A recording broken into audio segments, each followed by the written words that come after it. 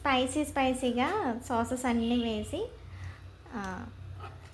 Chilli chicken అయితే చేశాను. Homemade chilli chicken చాలా అంటే చాలా సూపర్గా వచ్చింది టేస్ట్. లంచ్ కని చేస్తే మా బాబు ఇప్పుడే నిల్చున్నాడు ఒక్కటన్న పీస్ వేయమని.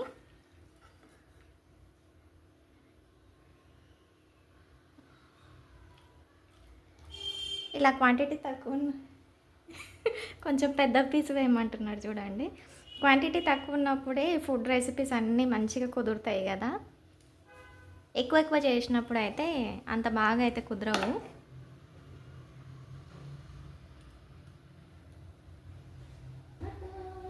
ఇదిగోండి స్పైసెస్ అన్నీ వేస్ట్ చేశాను.